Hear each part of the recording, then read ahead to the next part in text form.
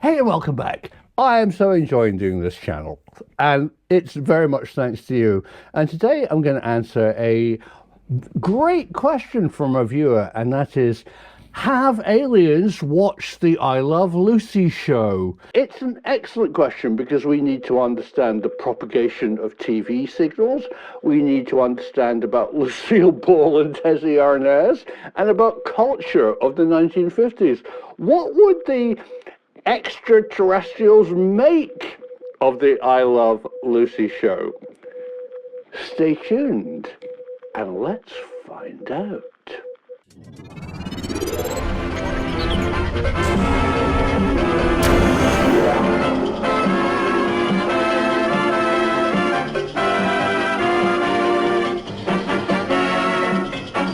Hi, I just saw Ricky leave. Any luck? No. How would Harpo Marx be? Wonderful, get him! Hey, peace. And welcome back. So, I Love Lucy is regarded as the longest running TV sitcom ever made. It started in 1951 and, it went on for seasons and seasons and seasons, mainly in its heyday as the I Love Lucy show until 1956, where it changed its name in a reinvention. But did you know that there was a certain space series made in 1967 that did a pilot that wasn't very popular, and the broadcaster in the studio was going to drop it. But thanks to Lucille Ball's studio, who made money and had the I Love Lucy studio, they said, we love Star Trek. And Captain Kirk and Science Officer Spock and the rest of the crew went boldly out, breaking the final frontier because of Lucille Ball. So thanks, Lucy. And I still want to live in a Federation empire of respect for other civilizations, but I don't. So Lucy is really important, and maybe Lucille Ball has been seen by extraterrestrials. So, how far out into the universe has the Lucille Ball show, I Love Lucy, actually gone by 2023? Well, good question. Back in 1951, when I Love Lucy was broadcast, it was transmitted from these high towers all over the United States and sold to other countries. Isn't it interesting? So it was dubbed into different languages, so the aliens might have seen a French or Spanish I Love Lucy. That would be confusing. But anyway, let's look at the American version. It was transmitted using, I think it was just UHF at the time. And UHF TV broadcasts at the time, when it was from a transmitter to a TV and aerial on your roof or rabbit ears on your TV, is broadcast at the speed of light. Haha, so that makes it very fast but very easy to figure out. Light travels 1 light year per year at the speed of light. So the first I Love Lucy, which is great because I just love that maybe the ETs watched the first episode, and it was a cultural delight where Desi Arnaz and his male friends wanted to go to a boxing match, and Lucille Ball and her girlfriends wanted to go to a music venue, and it was how they interacted, and eventually Lucille Ball got the best of the blokes and they all ended up in the Cabana Club. And then I think in the famous episode is Men Are Messy. Everybody quotes that as the classic I Love Lucy episode, and that's where they split the set up into two, and Desi Arnaz could be as messy as he wanted to be, and Lucy wouldn't tidy it up, and Lucille Ball would have a tidy part half of the apartment, and that was what they were exploring about mess and women's role in tidying up in house chores. What would that teach the aliens? I love it. But back to the viewer's question. Thanks, viewers. have aliens possibly seen the I Love Lucy show?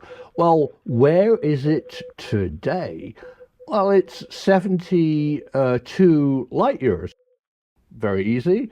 So, looking up on a table, how many stars, other stars, are within Earth out to 72 light years? And here's the list. Wow. So there's quite a few. And because of telescopes like this, we've actually been able to find exoplanets.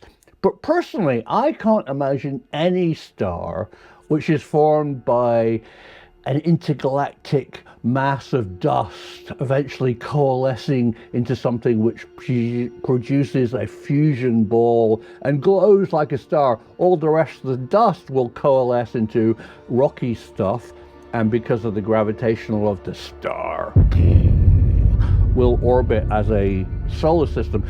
So I don't actually think that any star doesn't have some rocky planet, and of course some will have planets in the Goldilocks zone. That's where they're not too hot and not too cold, like Earth. But we'll get onto the Goldilocks problem. So let's assume that all of these stars have planets. The ones that have been spotted add up to 36, and some of them are in the Goldilocks zones.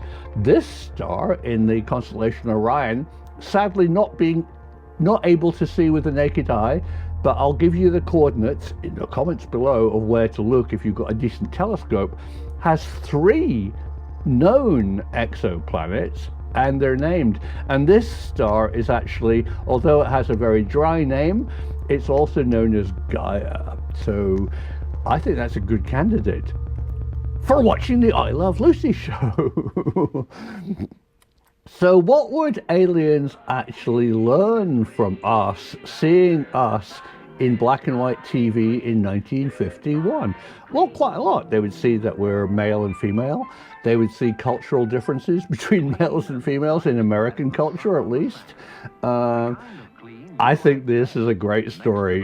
When I worked in television way back, shows like I Love Lucy, I mean, I didn't work on I Love Lucy, but shows like Monty Python or Dad's Army would film everything in a TV studio with big TV cameras, which are electronic. But if they needed to go outside, there were no portable single camera electronic video cameras in my early days, and so it would be shot on film. So I always wonder what the aliens would think if they watched a show that had VT studio based and outside broadcast film based. If they could analyze that when humans are inside, they record their stuff on an electronic format, but when they go out into the exterior of their environment, they use film chemistry. What does that mean about the nature of life on Earth? Well, of course, it's a classic question that we might ask about them if we don't understand that, in fact, they hadn't invented videotape and film was more portable and, you know, kind of cheaper at the time for outside sequences. I have a special request for British viewers. People have told me that there was a comedy series, possibly in the Monty Python series, but I've got the box set and I've never seen it, where they made fun of inside, we're on video, outside, we're on film, inside, outside, and they would jump in and out of the studio, and they would go from lines in black and white to grain on celluloid. It would really amuse me if you know that comedy clip. Please share it with me in the comments. Thanks. So has E.T. seen I Love Lucy? Probably not. And here's another thing that's worth discussing, which is about E.T., but it's about physics, and that's what I really love in this channel. Although television propagates at the speed of light And in fact, you can assume that the I Love Lucy show was sent out omnidirectionally all around our Earth. It's not sent out as a single beam, but it transmits as a widening sphere of radio frequency. There's a massive problem, and that is the inverse square law. As you go out, the strength of the signal drops by a factor, a square, whatever it is. I'm not a mathematician. It gets weaker, right? You get that impression. By the time it gets 72 light years away from planet Earth, I think I Love Lucy would be a little bit of a weak signal, like very weak, and it would be lost unless they had incredible receiving equipment, lost in the static of the RF of space. So I think it's unlikely that an alien would actually see I Love Lucy, but of course, if they did, they would enjoy it. Thanks for these questions. I love digging into them for you. This is now the new interactive Simon, working with you. If you have interesting comments about what I've just raised and touched on today, we might do a follow-up. We'll definitely read your comments below. So if this is the kind of video that you like, please give it a thumbs up. It really helps. And subscribe for more, because the truth is out there.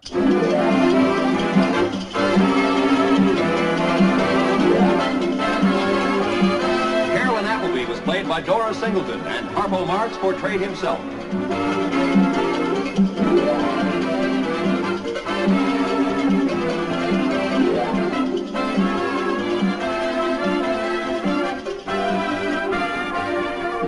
I Love Lucy is a Desilu production.